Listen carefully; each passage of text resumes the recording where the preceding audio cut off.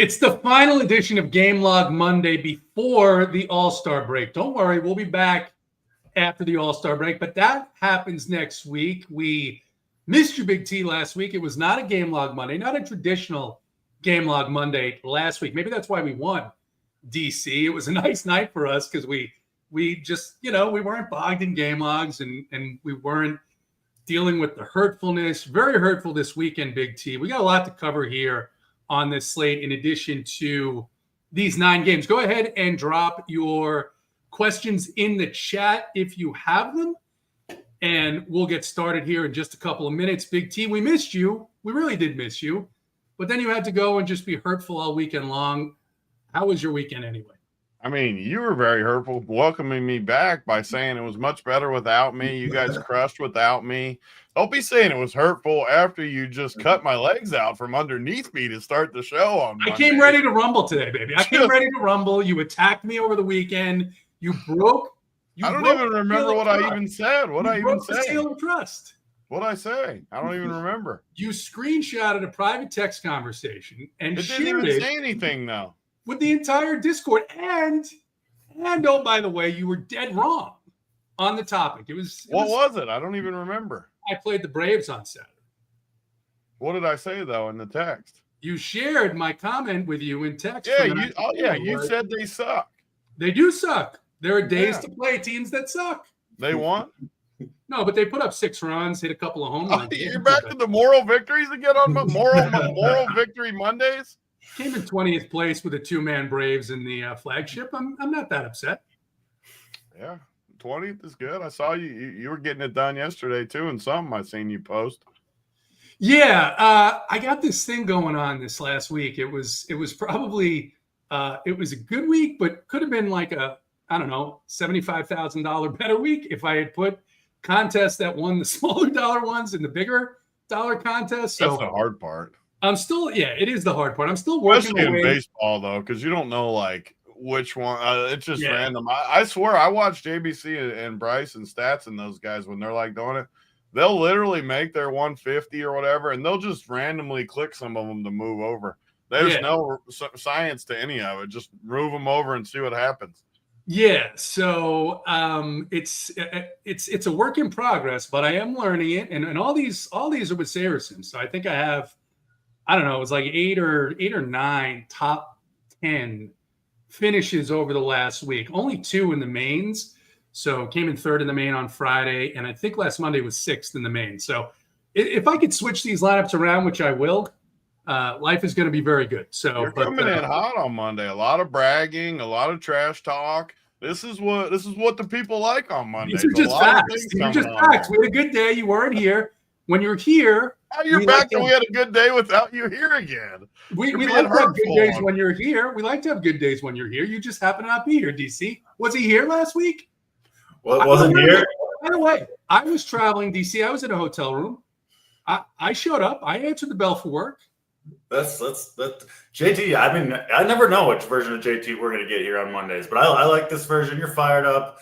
And yeah, Big T yesterday. I mean, I'm up early, 4th of July weekend. I'm doing a show with Bryce, man of the people, of course, delivering the free goods as we do every Sunday morning. We hear nothing from Big T all day in chat, but he does chime in to tell the crew and us that apparently the best 4K pitcher in MLB DFS history is available to take on the Red Sox team. I head out after the show. Once the slate starts, I check my phone. This guy hasn't recorded an out. It's like, the bottom of the first inning, the first 6 guys reach base. And I don't know. I was, just disappointed. And what was his name, Big T? Your favorite Japanese pitcher that probably played during COVID, and JT probably used him over in the China League, whatever it was. So yeah, that was satisfying. He got a couple Ks in there. He did work. He made it like 2 innings. There was like a rain delay that screwed him. Asagawa. Yeah, that's what I don't know. I don't know if it was the rain delay that screwed him. He had given up 7 base runners by the time the rain delay hit in the top of the second inning. So I don't know. He didn't even go negative, and you guys are shitting on him this bad. He was negative 2.6. Moral victories now. Finished negative 2.6. Yes, negative. You got screwed by the rain. Okay. Scored 40 points. DC, you went on a 150, 250 mile bike ride this weekend. How was it? How was your weekend? How was your holiday? It was a good weekend. Got a lot of sun, but ready to be back to the grind here for another week of baseball before the worst week of the entire year, when there's absolutely no sports at all to gamble on during the All-Star break. It is a very painful week. Hopefully people are making plans to visit space, do something. I don't know. Whatever it is that people do on the All-Star break to keep themselves busy, hopefully. Lion Cubs is in here. Lion Cubs talking about DC's ass. Okay, that's fine. That's acceptable. No problem. Preds is in the chat. Wiley is in the chat. Very nice. Brittany's talking to Madden Sims. It's been a few weeks since we had to talk about Madden Sims, and hopefully it'll be a few weeks longer before we hear about them again. All right, 9 games tonight, guys, and kind of lower run totals. I did the playbook today. Pitching looks pretty strong here. Got a lot of good pitchers on this slate. Do think there's some sneaky spots. There's one line that looks like a complete and total trap, and I could be wrong. But we'll talk about that game when we get to it. Let's start first in the home park of yesterday's winners on most of the early slate contest. The Boston Red Sox hosting the Colorado Rockies. How lucky they get to go from D.C., where that team is so bad, they fired their manager and general manager just a week before the Major League Draft. And now they get the Rockies at home. Austin Gomber, who has been among the worst pitchers in Major League Baseball so far this season, 4,500. Austin Gomber against Richard Fitz, 6,200. Fitz, DC, they're throwing him out there 3-4 innings. He's given up a couple of bombs, and it's not looking very good, but he does have a mid-20s strikeout rate. These Rockies, not great. I can't find it in my heart or in my lineups to play Fitz for a number of reasons tonight. But what are your thoughts here on the Rockies and the Red Sox? Red Sox going to be immensely popular offensively on this slate. Yeah, the first thing that stands out to me, the Red Sox kind of have a weird lineup out there. They do a lot of platooning and a lot of pinch hitting, and they actually put most of their pinch hit guys at the top of the lineup. Eaton, Romy Gonzalez, Ref Snyder. I do all think are awesome plays in their matchup against Gomber, but just they could be out of the game early. So if I'm going to the Red Sox, I actually like going to the bottom half of the order, starting with Story, who had a big game yesterday. Story through Rafaela, 5, 6, 7, 8, 9, I think are all pinch hit risk free. So I think that makes some sense. You probably get a little bit of lower ownership going to the bottom half of the order there as well. So I do like that for the Red Sox. And then, Fitz, I mean, he's a 6,200 pitcher that's going to maybe, his out prop is 15.5. His strikeout prop is 5. It's against the Rockies, right? He's a big favorite in this game. So at that price point, he seems like a decent pitcher. Like you mentioned, the K rate for him is okay, or good enough at least against this team. So I think for people trying to spend up on bats, I do think Fitz is one of the better, cheaper options. But it's mostly just about the matchup, like it always is against the Rockies. So I'll play almost any pitcher against them, including Richard Fitz. So I'm in on a little bit of Fitz, and then I do like especially that second half of the Boston Red Sox lineup.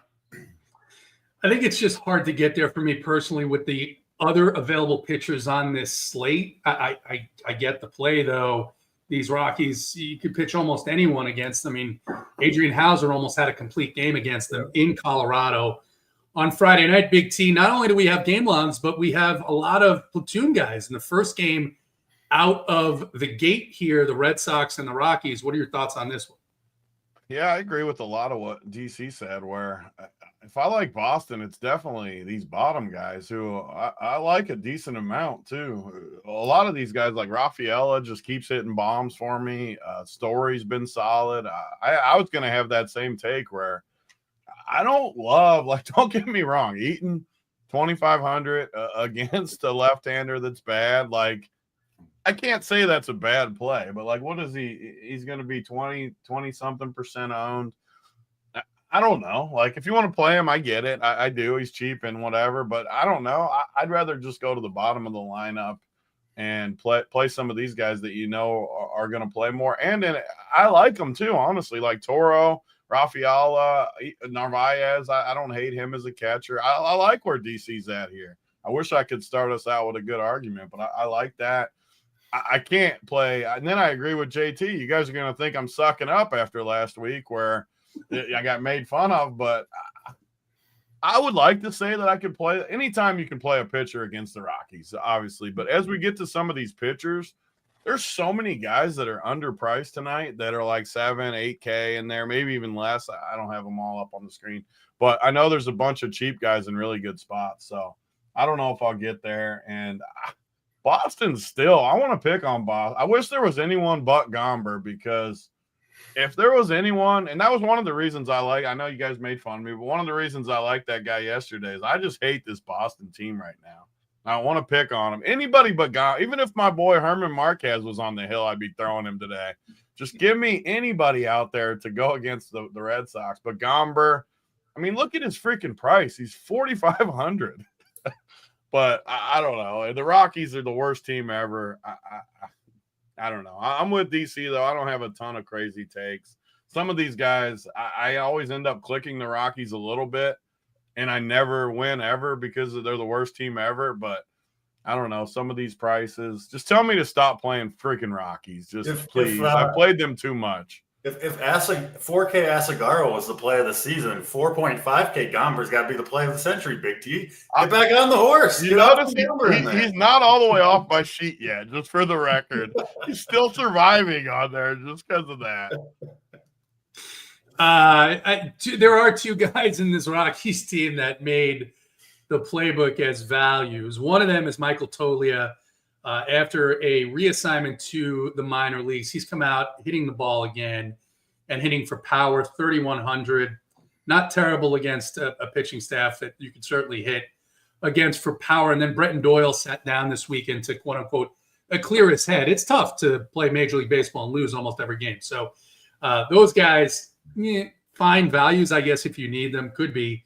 The thing about these Rockies pitchers is they have been pricing them right at this 4,500 price point. I think Senzatella was priced. Somebody was priced at 4,200 on a main slate just a couple of slates ago. The price doesn't really matter with these guys so much. They're just only in the major leagues because of this situation. So I like how they do it though. Like they should always price everyone where you can at least like consider using them. Like if you hate everyone.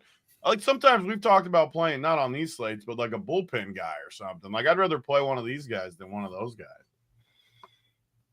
All right. Fair point. I point. like the Rockies too, for the record. I mean, how in the world is Boston minus 250 versus anybody? Give me the Rockies. Give me the rock pile. To be fair, I don't think there are many games where the Rockies are anything better than a plus 250, 275 dog. There's Boston. Boston blows. What a big deal. You have like something against the Red Sox? I don't think they're that bad. They suck is what I have against them. What do we got messages popping up on the screen now? Look at this. What is this? That's odd. Where is JSU? JSU, Prez was in the waiting room and then he dipped out. Did he turn the chat on the screen on us? I'm not sure what he did. We got a football helmet on our baseball show, Prez. I got it. Now it's gone. All right. We got 2 football helmets, Prez, the W and Aaron Rodgers on the right.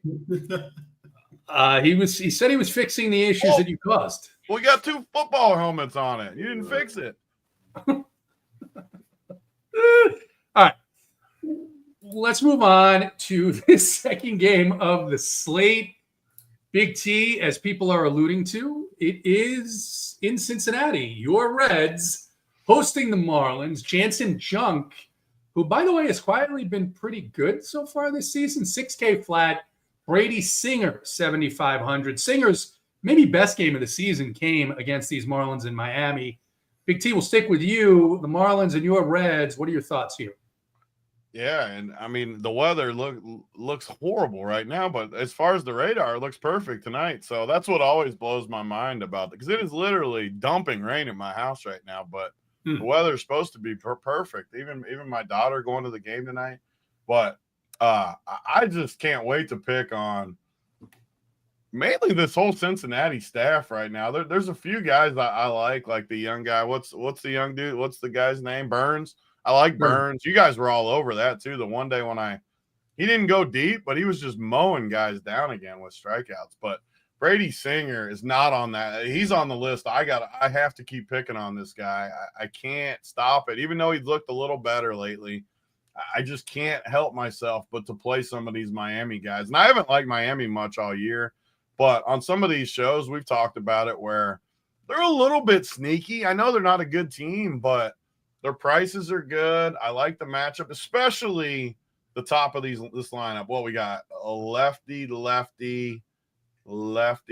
lefties up top in the top 5.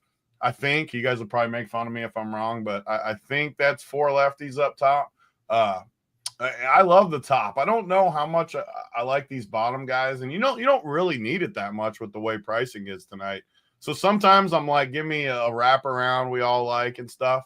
But I think I like 1 through 5 here. I really like these top guys. In my run, too, just getting the sheet ready and this ready for the show, the number one team that popped up for me was 1 through 5 Marlins in the top SaberSim build for me. So that was interesting to see, which I was glad to see, too, because I liked it coming in. And the Cincinnati side, I don't know. I don't like Cincinnati like I did in years past. I just don't like this lineup. I look at it. I like Ellie, obviously, but he's priced like that. Austin Hayes is even priced way up. These guys down here are bums. I never liked Stevenson. Marte's a bum. Lux is a bum. They're just not any good. So I don't know. I think the spot's okay. The park's obviously one of the best. And as you go through the slate, there's not a ton of high offensive spots, like JT said, starting the show. So I'm not saying I'm playing no Cincinnati, but I am saying I like Miami in this game.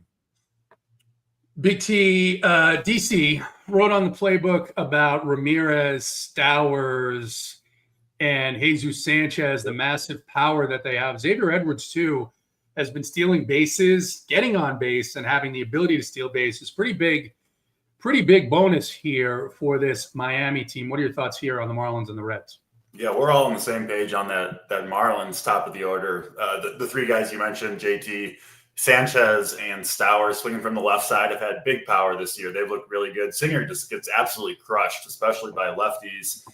Like Big T mentioned, they've got 4 of the first 5. And then the one that's swinging from the right side is, I think, the best power-hitting catcher outside of Camporeale in Agustin Ramirez, right in the middle of it all. So that top 5 for the Marlins looks really good for me. A lot of power. Got some speed, good matchup, great park. Yeah, I think it's got pretty much everything. So I'm absolutely in with you guys on, the top half of the Marlins order. And then Jansen Junk, I think, is actually a pretty decent play here, too. Now, it's not super inspiring, JT, starting your lineup with Dick Fitz and Jansen Junk. It doesn't really look like a winner, but I do think they've both got a chance to pitch well. Junk is actually kind of out of nowhere. I mean, he's got some pretty crazy stats on the year for how well he's pitched. He's not a huge strikeout guy, but there is a lot of strikeouts in this Reds lineup. His control has been just ridiculous. He's way up there. I think first overall of any pitcher in terms of strike rate. So just absolutely filling up the zone.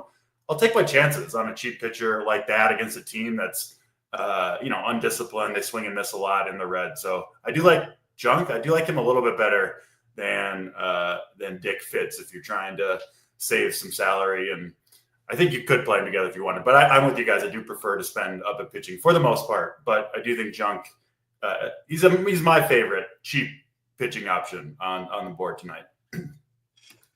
All right. Let's move on. Next game is in Milwaukee. And this is maybe more interesting than I think it looks on its surface. The Dodgers coming in after getting swept by the Houston Astros, giving up 29 runs this weekend to the Astros at home. They come into Milwaukee. It's Yoshinobu Yamamoto, 10-5 against Freddie Peralta, 9K DC. Yamamoto, inconsistent on the season. We see the upside, the 30-plus point upside. Last two matchups against the Rockies and the White Sox. Now he's got to pitch against a major league team. Not that he can't dominate a major league team because he has this season, but then you have Freddie Peralta on the other side, who's been surprisingly consistent for most of the year. The line here, 4.1 implied runs for the Dodgers, 3.6 for the Brewers.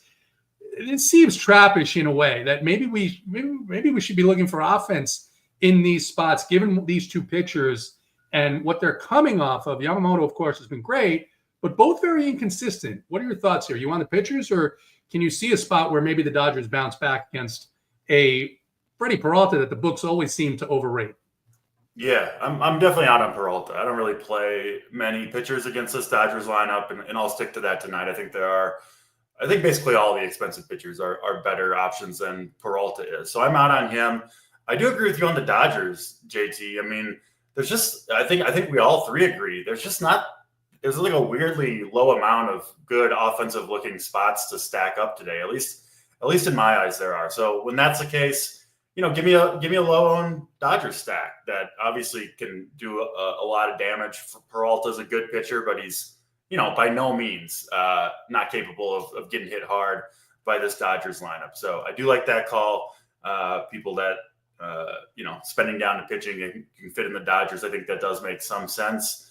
And then Yamamoto, I did write him up in my article, but I'm kind of with you, JT. I'm kind of coming off him as the day goes on. I just think we'll get to them.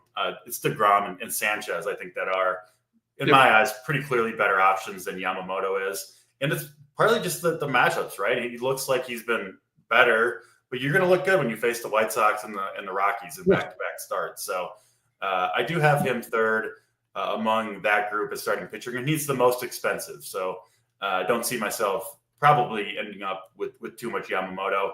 And then, I think I will try to fit in at least one kind of full-on Dodgers stack, which makes sense.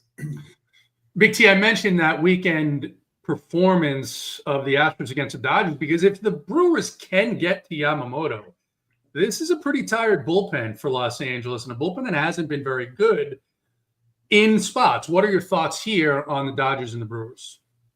Yeah, we agreed on a lot. We will not agree on the Brewers versus Yamamoto. I just don't like the Brewers in general anyways. I just haven't played them that much. I don't love their lineup, just looking at the guys they run out. I don't like it. I think Yamamoto is legit. I know they were two bad teams he played against, and he's had bad starts too, which I do agree with what you guys are saying on the slate where there's not a lot of keys. These are the slates to win a lot of money too, because if you really go in on a few teams that aren't popular, like the Brewers, Dodgers type teams, and they go off, you can just win all the money. So this is what's great about baseball. You can get low-owned spots on nights like this and win a ton because of it. But there's a lot of spots I can pick. I'm not picking against the top one or two pitcher on the slate just to be that contrarian. So I won't be there. I like Yamamoto because of the price too. There's so many cheap guys that we're going to see that you can play that I think he comes in. I mean, what is he projected to come in? He's coming around 20 to 30% Yamamoto. 20 to 30. I like that. So I'm going to be on the opposite side. I'm going to be on the Yamamoto side. I don't like him more than those guys you were saying, DeGrom, Sanchez, a few others as we go through the game. I don't like him more, but in my 150 tonight, the $8, which they freaking bumped on us. They ruined our $5 Mondays, which I loved. I know it's only $3 more, but I love the $5 Mondays. But I'll have more than 30% probably Yamamoto, so I'll be above the field. The Dodgers, I just keep trying to make the Dodgers work, and I just feel like I don't know if they're sleepwalking just because they're so talented, and they still have the best record in baseball, I think, or close to it. If not, I haven't looked at the standings in a minute, but I know they're one of the better teams. I just don't feel like they're that dominant right now. They're just the bottom of their lineup's bad. Freddie Freeman's been pretty bad, even though he had a few big hits this weekend or the end of last week. I don't know. I don't love this game. I'm more on the pitchers. Peralta's a little cheaper. I actually like the Peralta side too. So I'm going to be on pitchers here. All right. Let's move on to the next game in Chicago. Big T will stick with you. It's the Blue Jays and the White Sox. fresh out of Coors Field, Jose Barrios, 8,500 against Sean Burke, 5,500. Blue Jays, you were talking about them yesterday. How many winners have they been on? Or that might have been Saturday. But seemingly quietly having a very, very solid offensive season. Now they get Sean Burke and one of the worst, if not the worst, bullpens in baseball. And then Barrios against this White Sox team, he faced them on June 21st and put up 27.65 DraftKings points, gets the same team again. He's got to be lower owned. This is probably one of the few matchups where you could say it feels somewhat safe to play Jose Barrios. Big T, what are you doing here? Yeah, it's one of those spots we're talking about where you got an 8,500 pitcher going against the second worst team in baseball, or right there. Maybe I'm not thinking of a team, but one of the worst teams. And they don't have how many lefties they got. I have to look what they got. 5 lefties, it looks like, which is a decent amount of lefties, which Barrios has always been better against right. But it's still the White Sox. And I do like coming out of Coors, too. A little bit of a hangover Monday where they probably had a little bit of fun hitting at Coors as bad as they've been. So I'm definitely on Barrios' side. And then Toronto, I'm just going to keep playing Toronto. They've been so good, and their prices are easy to stack up. Springer somehow, it's getting borderline with that Pujols run that year where I was like, Pujols is dead, and then he hit a bomb every day. I thought Springer was dead for sure. And this dude is raking. Like, he is freaking blazing hot right now. And I'm just going to keep playing him. And I know Bichette hit a long bomb yesterday. These guys are just good. So I don't overcomplicate things. Everyone knows that by now. If a team's hot like this, especially against the White Sox, on a night where we don't love a ton of offense, I can just stack up Toronto, and they'll fit with any of the pitchers, even Yamamoto or DeGrom. They'll fit perfectly with them.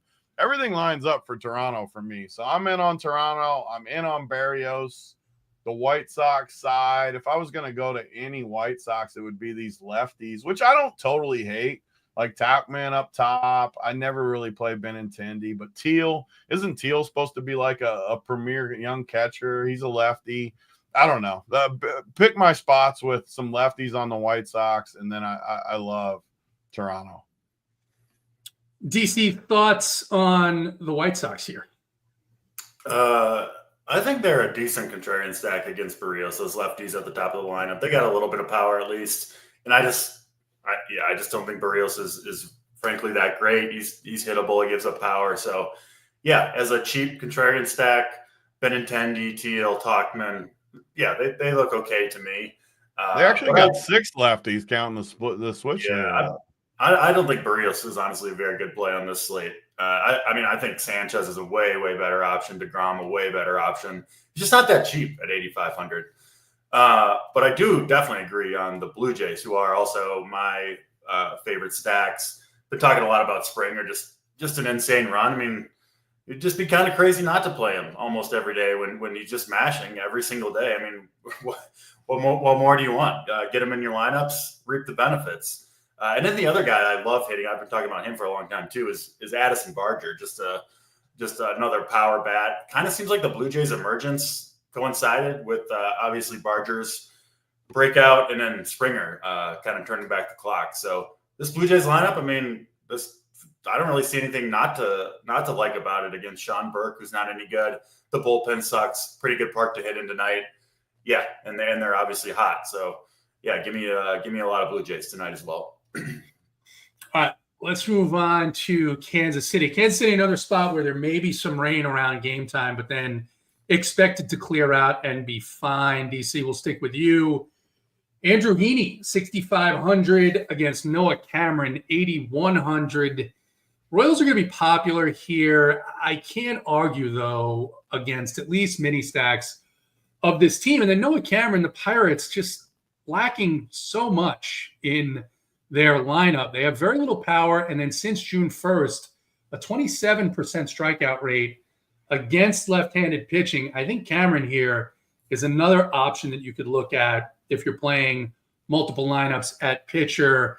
A guy who can get into the 6th inning and strike out a bunch of guys and pick up a win. What are your thoughts here on the Pirates and the Royals? Yeah, Cameron has come way back to earth after just what was clearly an unsustainably hot start, but the overall numbers for him on the season still do look pretty good in the aggregate. So yeah, Cameron 8,100. I mean, the Pirates, they're another one of those teams where you just kind of have to consider, any reasonable pitcher against them. Just not hardly anything in that lineup that scares you at all. No O'Neill Cruz in there tonight. So yeah, I think Cameron right there is kind of a solid mid-range option. I do definitely like him more than Barrios. If picking between those two guys at a similar price point, give me Cameron. And then Heaney, I mean, I'm not going to use him at 6,500. I like the two 6K guys I talked about earlier better than Heaney. But yeah, Royals, are they going to be chalky? Like, it looks like they are. About 10%, which maybe higher depending on what contest you're playing in. Yeah, so the Royals make some sense to me. It doesn't seem like they end up on the winner as often as their ownership would imply that they should. So they're not going to be near the top of the list for me, but I certainly have no problem. India, Witt, really that top 5 or 6 all looks fine to me for the Royals. Their bottom of the order is one of the worst in baseball, so I won't go there. But I get it with the Royals. Not my favorite team today, but we'll probably mix these guys in a little bit at least. Big T, thoughts here on this game in Kansas City. The Pirates, Boynton brings up a good point. I'm not sure if they scored a run all weekend in Seattle. Of course, Seattle, one of the best pitching staffs at home in all of Major League Baseball. But Noah Cameron's been pretty good, and the Pirates have just not hit left-handed pitching. Noah O'Neill Cruz makes it a weaker lineup. What are your thoughts here on the Royals and the Pirates? Yeah, but Pittsburgh's so bad. Pittsburgh, White Sox, Rockies. I mean, these teams, I'm just going to play pitchers against them all year long. I mean, Cameron, I don't think Cameron's like amazing or anything, but like you guys said, I mean, the more I think about it, I'm with DC too. The Barrios, I'm a little lower on him. The more we talked about it and I realized 6 lefties in there, I don't know. But Cameron, I like Cameron definitely more. And again, the same thing DC said with the Royals. I just look at these names, and some of them are, and like Sal Perez always projects as like a pretty good play just because of the price. He's going against a lefty, a fly ball lefty, but he just never does anything, it feels like. I don't know. He was actually started to hit the ball. He had a couple of home runs. Is he getting hot? Yep. Do I need to check the game logs for game log Mondays? Check the game logs for him and Pasquantino. Because actually, I want to play. I would like to play. He freaking has 0-2-5. When did he get hot? He hit a home run this week. He hit a home run this weekend. Yeah, he's got 1 bomb. Oh, man. I want to play him, though. I want you to talk me into him. I do want to play him because that price is nice. The matchup's nice. I don't love the Royals, but I want to be talking because, again, this slate, like, you have to pick a few teams, and there's none that are in that good of spots. Big the T, Royals are. Just pretend that one of the zeros in the game log is a 10, and then get it does change things if I see the 10 instead of the 0. But I mean, I don't know. The Royals are 100% a team, though, that if I do stack them, it's going to be mostly these good guys, and then maybe like throw in like a Canna or something for platoon Mondays. He used to be able to hit lefties a little bit. He's horrible now, but so yeah, I got freaking JT putting his head in his hands again. Now I got to play Canna. You can't recommend like actively trying to put Mark Canna in a line. Like if you're playing, I was trying to quit on the Royals, and then you brought me back in, and you started talking about him being hot and throwing these names out and all this stuff. You're the one that wrapped me back into it. Sorry. I'm not sure what to say to that. I certainly did not suggest playing Mark Canna. You want to know who actually like sucks balls is India. Like he is horrible. He was horrible for the Rockies. He's horrible for the Royals. He's going to be horrible on whoever he plays next year. He sucks balls. Yeah, I know he's going to hit a dome. Do us a favor. Right, do us a favor if you're in the chat. Send us the current DraftKings odds. I'm betting it right now. I'll tell you betting it right now. Ken, please. I'm betting 2 bombs for him. Screw you guys. Okay. I'm going to get to a bat. It's going to be hard to hit 2 bombs. I might, yeah.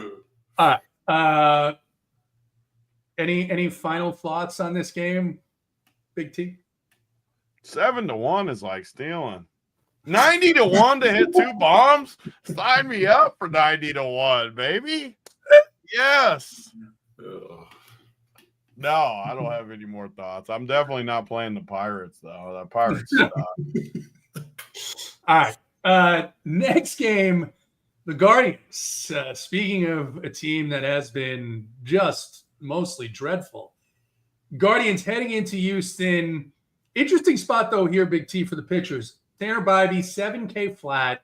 Colton Gordon, 7K flat. He is a lefty, and the Guardians have not been in lefties at all this season.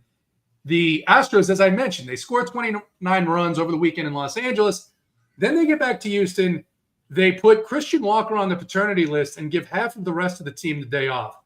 Tanner Bybee, I think, is one of the sneakiest plays on this slate at 7K in Houston against this lineup that they put out. What are your thoughts here on the Guardians and the Astros? This is my favorite game for pitchers, actually. I love Gordon and I love Bybee. I think both these teams have really struggled with hitting in general. I mean, the Indians have been horrible against lefties. The Astros have all righties the other way, too. I think it's perfect matchups for Bybee and for Gordon. So their prices are good. I love the pitching in this game. I won't have any hitters. Maybe my 2 favorite pitchers of the slate when you're factoring in price. I absolutely love both of these guys. I think the Indians have low-key been just a printer when lefties go. I play lefties against them every time. They strike out a shit ton. I don't know what the percentage is. This is another one that's going to get me made fun of by JT. He's the stat police on me. But I think they definitely mid-20s they strike out. I mean, it's terrible versus lefties. So, Mike Bibby. I'm a Mike Bibby guy, too. I like a little Mike Bibby. Yeah, I'm on the pitchers here. I want to ask you guys real quick, though. So this Dodgers lineup came out, and it's even worse than expected. What do you guys It is. think Yeah, about this? Kike to the IL now as well.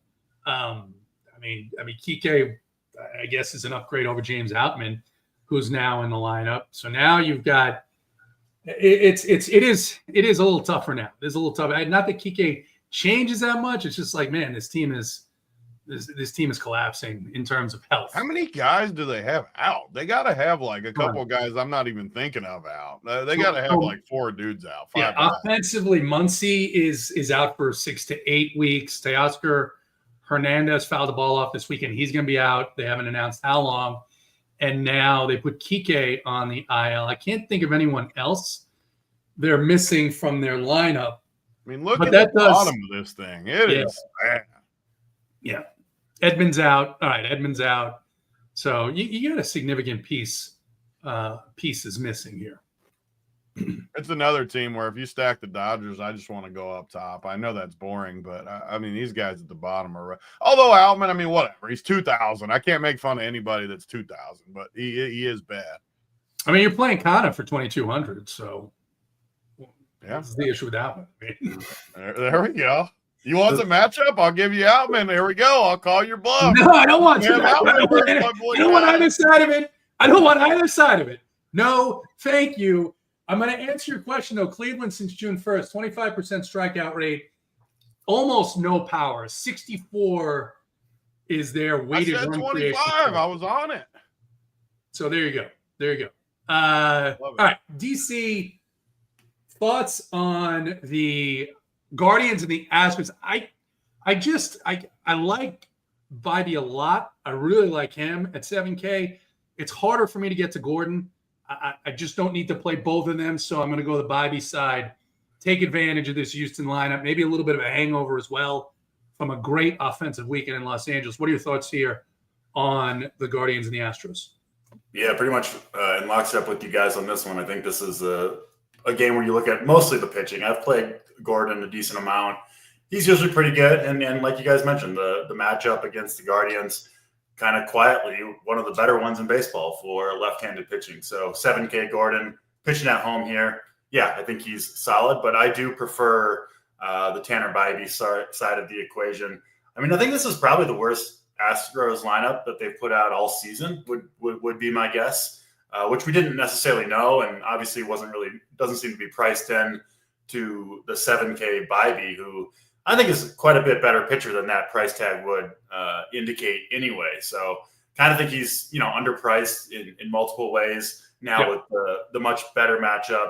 He's a talented pitcher. It's a pretty good place to pitch in Houston against a really, really watered down lineup the Astros are throwing out there tonight. So yeah, with you guys 100% on Bybee. Think he's a really good play, and frankly, probably a better spend down play than Junk and Fitz, who I do still like a little bit, but I do think Bybee is clearly the higher upside play for sure compared to those two guys.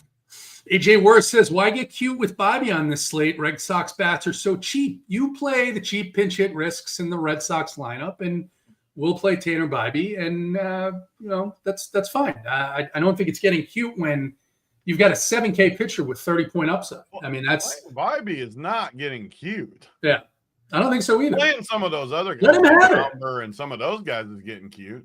Let him have it. Yeah, I mean, that's not getting playing either one. That's a 7-run total. Playing either one of these guys at 7K isn't bad. I mean, Gordon, I know Bybee definitely has more K upside, like definitely. But Gordon's favored in the game. It's a 7-run total against 2 watered down offenses. That is not getting cute like whatsoever. Outstanding. I love that opinion. All right. We will stay with DC for the next one, and it's an interesting one. The Rangers and the Angels, Jacob deGrom at 10-3 DC. But really, we got to talk about Yusei Kikuchi at 7,200. Since June 1st, Kikuchi statistically the best pitcher on this slate.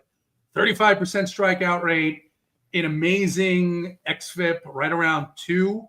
And, I mean, it's so surprising because pitchers usually don't go to Anaheim to revive their careers. They go there as a last stop before heading off to Korea. And yet, he seemed to turn himself around. The only thing here, DC, I got to play some Texas too, just because this guy isn't going to be this consistent much longer. But I can't argue with the play at 7,200. And what are your thoughts on Jake deGrom at 10-3 and any other bats here?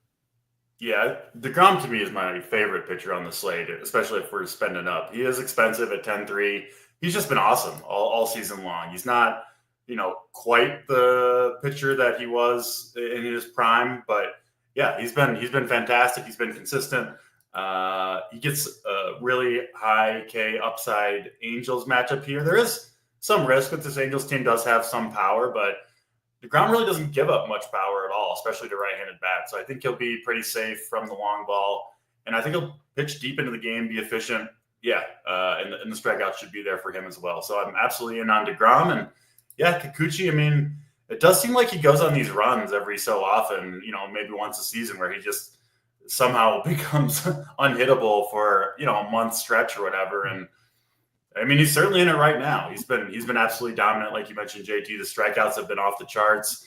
Matchup, I don't fear this Texas team at all. So yeah, I think Kikuchi makes a ton of sense at 7.2K, and yeah, could pair him with Bybee, save some money, and get almost any bats who wanted in there. So yeah, I'm with you there. Both of these pitchers look pretty good to me. I could see a lot of ownership going to Kikuchi, though, like you mentioned. So maybe some contrarian Rangers stacks would make some sense on non-Kikuchi teams.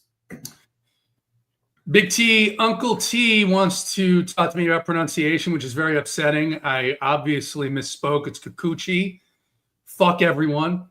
Big T, what are your thoughts on Yusei Kikuchi, and Jacob deGrom in this game? Uncle T's definitely like the wording police. He'll do that like it live. If you ever mispronounce a name, he'll come in on you. He's like the Webster dictionary of pronunciations. It's very upsetting, Kikuchi. I mean, this is the point of the pitching in this slate, though. Like he should not be 7,200. Like as good as he's been with all these strikeouts and these upside showings. I mean, 7,200 is crazy. These prices we can play these pitchers at is just. It's one of the low-key better pitching slates of the whole season tonight. There's a lot of really good options, I think. The hard part's pitching. I obviously like Kikuchi, but I agree with JT where look at these prices for all these righties too, where I like Kikuchi more. I want to be clear on that. I like the Kikuchi side. But in baseball, sometimes it's okay to go both ways on some certain games. And this game is definitely one of them where I like a lot of these righties. So I'm going to have at least some Texas. And Texas has been heating up a little bit. They've been a lot better. Seager's price is finally going high. Or higher. He was like free for like 2 weeks, and he started to beat Corey Seager again. So I am on Kikuchi. I love DeGrom. I'm with DC. Against he hasn't been as good as he used to be against right-handed pitching, but he's still Jacob DeGrom. I know he's not what he was, but he's still plenty good against a team with all righties. Maybe they hit a couple bombs on him, but I think he'll do enough to get where we need to be here in the mid-20s. So I'm with DC on DeGrom. I like Kikuchi. Can't argue with that point. That's a very fair point from Riles Golf Pro. I do agree with that. But yeah, no big disagreements for me here. I'm kind of with both of you. All right. We'll move on. This will be quick for Big T because I know that you are disgusted by this park. It is in San Diego. Zach Allen, 7,800. You Darvish, 8,300. Pitchers and nothing else for you here, Big T? Definitely, yeah. I mean, the only thing I'll just say is having 150 teams in the $8. I might sprinkle just a tiny bit of this game, but I don't like it, and I don't want to give takes based on that anyways, because the show, let's face it, hardly anyone watching this show is playing more than a couple teams. So if you're playing a couple teams, I do not like this game. I like it. How many is you Darvish even? Again, I'm going to get made fun of, but that's what money. Has he pitched at all? Okay. Like, where's he been? This is his first start, Big T. This is his first start. Tough spot to come into. Arizona's one. I don't like picking on Arizona at all, but the park is a big downgrade for them. I'm actually surprised that these totals 4.5 both ways. What's the actual total's only 8. So that's another example of SaberSim where the total's 8. And you got it projected at 9 on SaberSim, which, I mean, a full run higher by the Sims. I tend to go more with the sports books here. I think this is more of an under than a 9, just me personally. So, but I'm not going to play the pitchers either. So it's one of those weird spots where I don't know. I'm definitely what's the Arizona's pitcher name? Zach Allen has not been crisp. Wasn't his last start good though? I was trying to look it up. It was against who was it against though? I forget. It was 35 points against San Francisco. Yeah, San Francisco. San Francisco hasn't been really hitting. They spent the weekend in Sacramento. Really didn't do much there.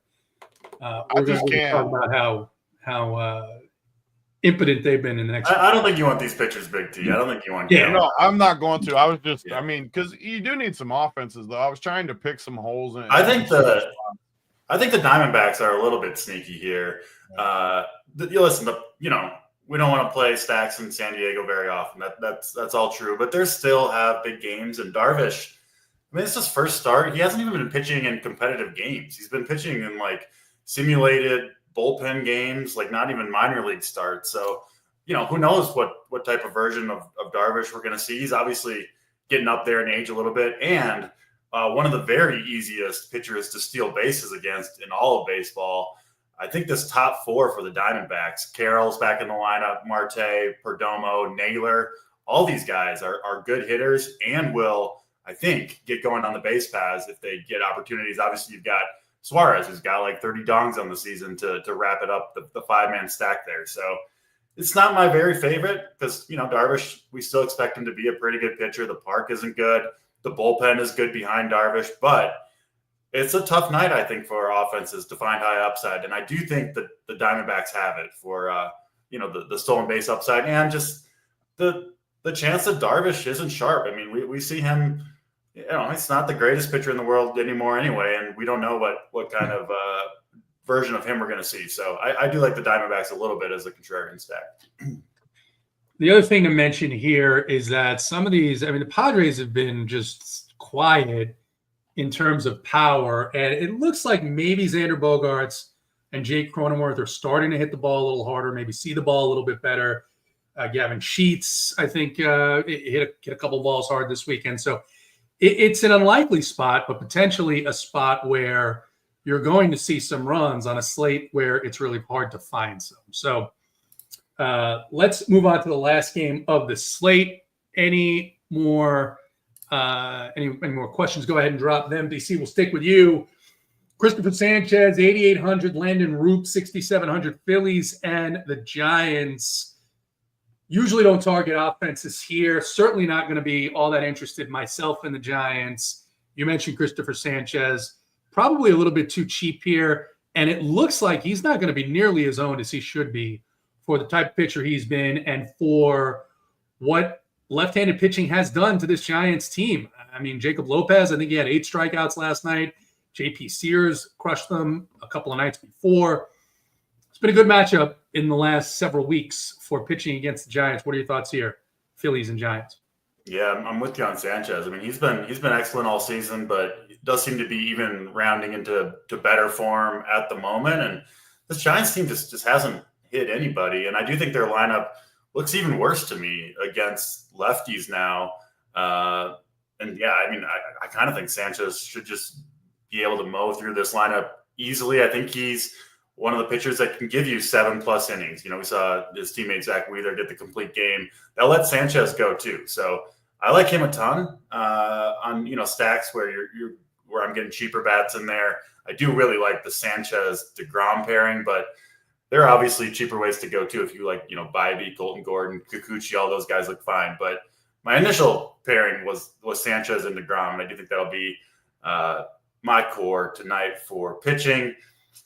I don't see much to like here with bats. I mean, I think, Schwarber and Harper are decent plays, power plays against Landon Roop, but I think there are better offenses to go to. So mostly just Sanchez in this one for me. Big T, thoughts here. Last game of the night. I think this will be quick for you as well, just based on what you usually feel about this park in San Francisco. Yeah, and everything that was just said, I agree with. I mean, Sanchez has been good. The Giants have been bad. I mean, you can take some stabs with some of these righties. Adames has been actually hitting it pretty decent. Chapman, I always like versus lefties.